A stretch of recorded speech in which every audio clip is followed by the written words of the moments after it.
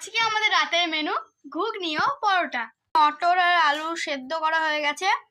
এখানে আছে পেঁয়াজ, আদা, রসুন ও লঙ্কার পেস্ট। এখানে আছে ময়দা মাখানো। এবার চলো দেখা যাক পরে কি আছে। গরম কড়াইতে তেল দিয়ে দেওয়া হয়ে গেল। এবার জিরে দিয়ে দেওয়া হয়ে গেল। সামান্য হিং দিলাম। এই পেস্টটা দিয়ে দিলাম। আদা, রসুন, লঙ্কা আর রসুনের পেস্ট। পরিমাণ মতন লবণ দিয়ে দেবো।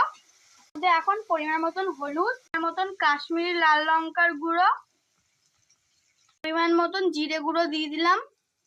সবকিছু দিয়ে ভালো করে মিশিয়ে নেব। আমাদের মশলা কষানো হয়ে গেছে। এবার আমরা সেদ্ধ করা মটরগুলো দিয়ে দেবো।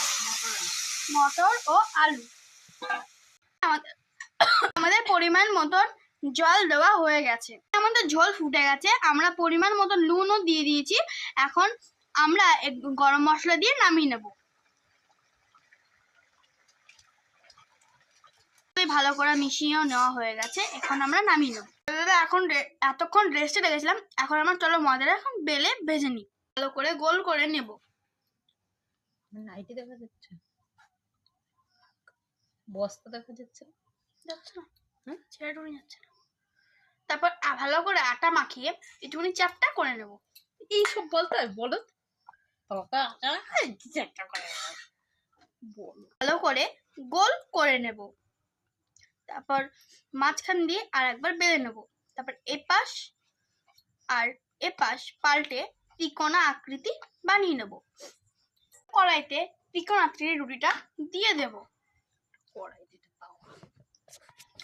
তাওয়াতে এপাশ ভাজা ভালো করে হয়ে যাবে, তখন ভালো করে উল্টে নেব।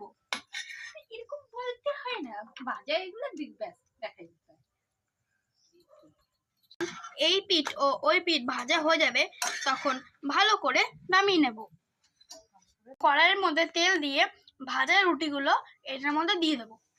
ভাজা রুটি, সেকা রুটি এর মধ্যে উল্টে পাল্টে ভালো করে ভেজে নেব। দেখো আমাদের সবকিছু তৈরি। চলো এবার রিভিউ দিই।